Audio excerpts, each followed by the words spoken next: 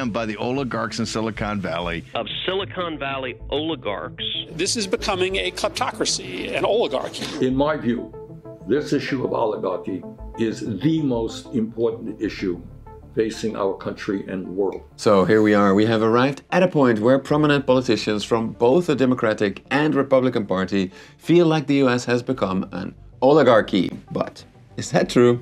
Are US billionaires like Michael Bloomberg, Mark Zuckerberg, Jeff Bezos, Elon Musk, and perhaps even the man, Donald Trump himself, actually oligarchs? Or are they just rich?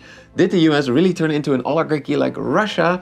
Or is this all just overblown partisan nonsense? To answer these questions, I've turned to the work of Professor Jeffrey Winters, who has studied oligarchs all over the world for decades and summarized his vast body of research into key insights about exactly 1. What separates a mere billionaire from an oligarch, 2. Whether the US is turning into an oligarchy and what that means for democracy, and 3. Finally, how to potentially tame the power of these so-called oligarchs. And I'm happy to report that in this research I found some really surprising insights about how democracies can be oligarchies at the same time, about how there are different types of oligarchies, about how oligarchs can be defeated, and finally what this means for the future of the US as a democracy.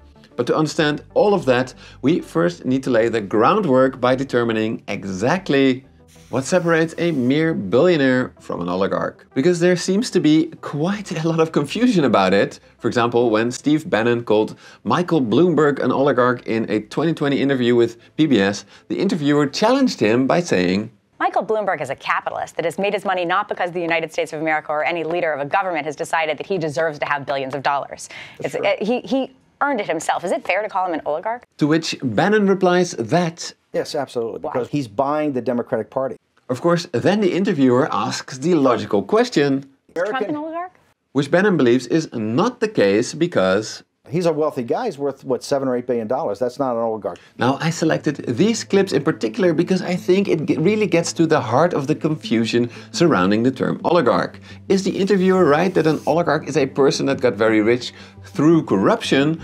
Or is Bannon right that an oligarch is a person that is so rich that he or she can buy political influence? And, drumroll, Mr. Bannon is correct.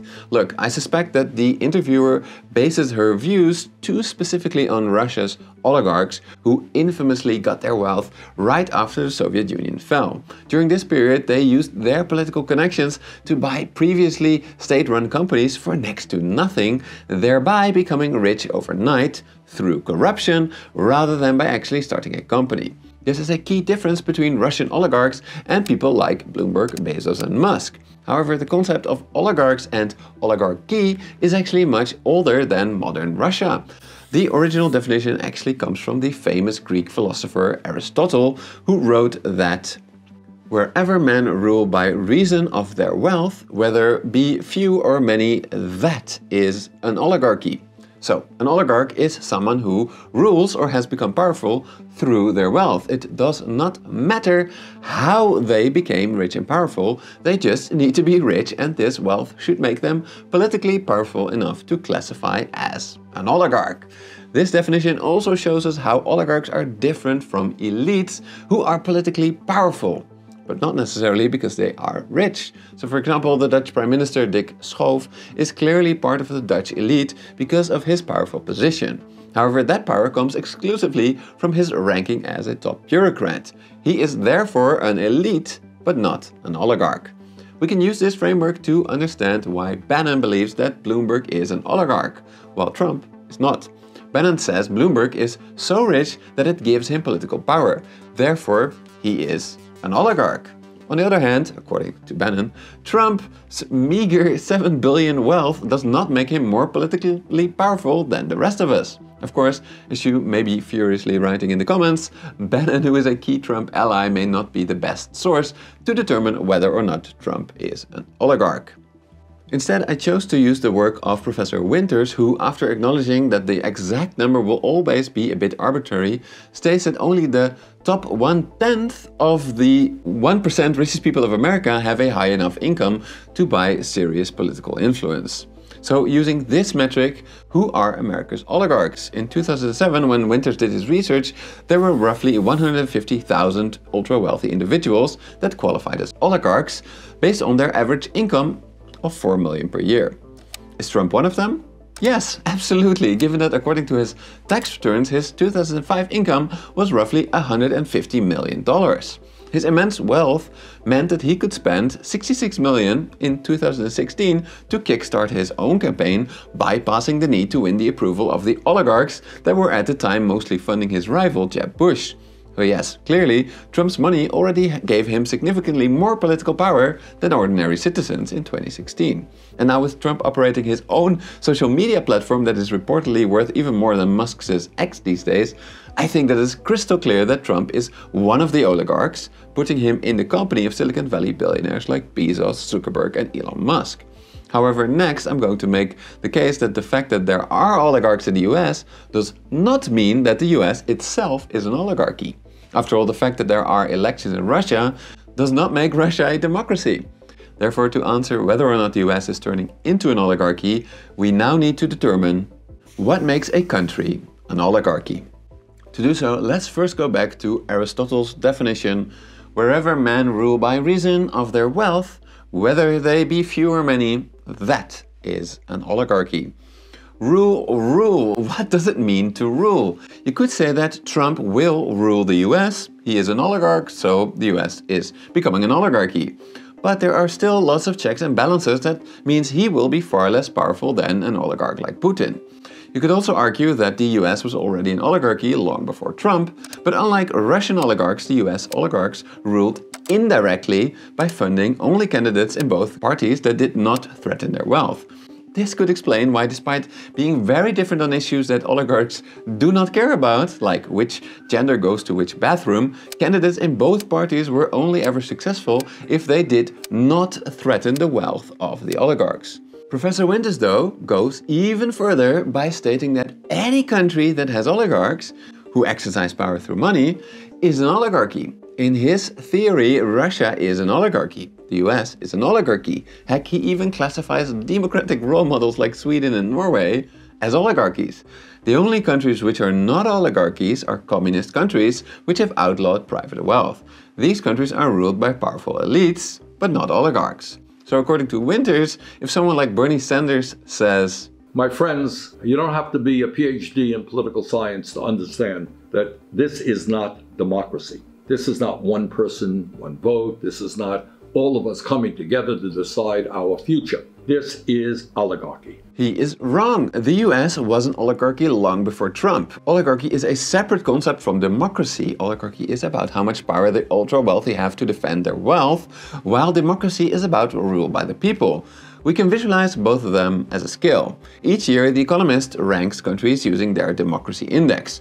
This is essentially a scale where, because almost all countries have elements of democracy, they use a complex methodology, taking into account stuff like how free and fair elections are, how diverse the media is, and so on, where nations lie between the extremes of autocracy and democracy. Using such a methodology, Putin's Russia or Stalin's Russia would both be very authoritarian. Turkey is a hybrid system, the US is a flawed democracy due to the influence of money in politics, and Sweden is a full democracy. Now, as you may have picked up on, there is a relationship between democracy and oligarchy. But it is not perfect. Yes, less democratic nations like Russia, Turkey and China are typically more oligarchic. But communist nations like the Soviet Union were very authoritarian, ruled by an elite, and yet not oligarchic. So okay, oligarchy and democracy are related, but not the same. And every country, except for communist countries, is potentially an oligarchy. At least, according to Winters. But actually, I disagree with him there. I think that just as with democracy scale, we should recognize that countries like the US and Sweden are hybrid systems. They are not full-blown oligarchies because the oligarchs do not rule directly. But they do have oligarchs that are way more powerful than ordinary citizens. So are the people who are talking about the US becoming an oligarchy wrong then? Not quite. But to understand why they fear the US may turn into an oligarchy, we first need to talk about the different types of oligarchies. When it comes to rule by a collective of oligarchs, Winters argues that there are currently 3 common oligarchic systems. The US and Sweden are civil oligarchies. Ancient Rome and modern China are a ruling oligarchy, and Russia is a sultanistic oligarchy. The definition of what an oligarch is remains the same in each system. Their main goal, to defend or expand their wealth, also remains the same in each system. However, where these systems differ is how oligarchs can best defend or expand their wealth. In a ruling oligarchy, the oligarchs rule the country directly as a collective. For example, in the Roman Republic, they did so through the institution of the Roman Senate, which was not very democratic. In China, the oligarchs rule together through the Chinese Communist Party, which is no longer really communist because it has allowed top members to become filthy rich.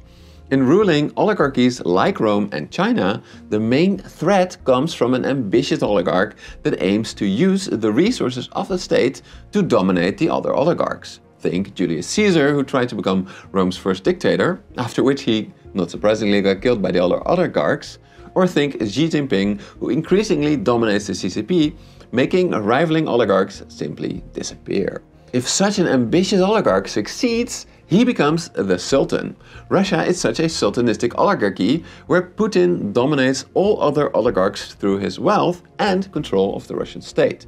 In such a system, the main threat comes from the Sultan oligarch. Indeed, any Russian oligarch who crossed Putin quickly found their assets confiscated and themselves exiled, poisoned, or even killed. So in a sultanistic oligarchy, oligarchs are primarily focused on defending their wealth against the Sultan. This is why so many Russian oligarchs and increasingly Chinese oligarchs are trying to get as much of their fortune to the civil oligarchies in the West as possible. After all, in the civil oligarchies of the West, you can be obscenely rich, just like in Russia, but there is no unpredictable mortal threat from other oligarchs or from the Sultan. After all, in a civil oligarchy, the law applies equally to the people and the oligarchs. And yet, in civil oligarchies, the oligarchs have often gotten richer than ever. How is that possible? Well, Winters argues that most civil oligarchies have formed as a consequence of a deal between the people and the oligarchs. The oligarchs gave up some of their political power, but in exchange they got the state to defend their property rights, which was enshrined in the law or constitution. However, in civil oligarchies, these oligarchs do face a different threat to their wealth: taxation. That is, in any democracy the people can vote to increase taxes on the ultra-wealthy, and faced with this threat, Western oligarchs spend considerable resources to convince governments to keep their taxes low, at least lower than what the middle class and regular rich folks pay. So despite disagreeing with Winters in labeling the US today an oligarchy, I did think his framework was supremely insightful because it can help us explain why, despite all countries being oligarchic, the oligarchs in each country act very differently. Oligarchs in civil oligarchies can operate from the shadows, focusing on lobbying for tax reductions, and meanwhile oligarchs in a sultanistic system have to be much more involved in ruling directly while protecting themselves from the most powerful oligarch of them all, the Sultan, to maximize their wealth. This knowledge is crucial if we want to understand what is going on in this cartoon and why it is so worrying. Recently, the Washington Post, which is owned by oligarch Jeff Bezos, refused to publish this cartoon, prompting its cartoonist to resign. Believe it or not, but I believe that with our knowledge of Professor Winters' oligarchy types, this cartoon can finally help us answer the question: is the US turning into an oligarchy? Here we see, amongst others, Jeff Bezos and Disney bending the knee to Trump, arguably America's most powerful oligarch at the moment. In a civil oligarchy, this behavior was not needed. After all, thanks to the rule of law, the oligarchs that supported a different party could not be touched by the president. But in a sultanistic oligarchy like Russia, this behavior is very normal. To protect their wealth, all oligarchs need to pay tribute to the most powerful oligarch, or risk losing their fortune, or worse. This shows us that the US may be on the cusp of turning from a civil oligarchy into a sultanistic oligarchy. I think that a sultanistic oligarchy classifies as a full oligarchy. Even more worryingly, sultanistic oligarchies are not compatible with democracy and the rule of law. If this is true, then yes, Bernie Sanders is right to say that the US is turning into an oligarchy. However, that process is not unstoppable. Luckily, I did find reasons to hope the US will not turn into an oligarchy. In particular, Winters has found that historically oligarchs are vulnerable in times of crisis. For example, the US was arguably very close to becoming a ruling oligarchy during America's Gilded Age, when politics was dominated by powerful oligarchs like Rockefeller, Carnegie and Vanderbilt. However, after the Great Depression and Second World War, the US introduced very high income and inheritance taxes for the ultra-wealthy. According to the famous French economist Thomas Piketty, this caused their share of total income to collapse, ending their oligarchic dominance of society. However, as Professor Winters notes, today is a different world. In today's globalized world, even if there are very high taxes, there is a massive global industry that has specialized in helping oligarchs move their wealth abroad to avoid actually paying these taxes. Therefore, I think that along with higher tax rates for the ultra-wealthy, taxes can only prevent direct rule by the oligarchs if it is combined with actually cracking down on global tax evasion.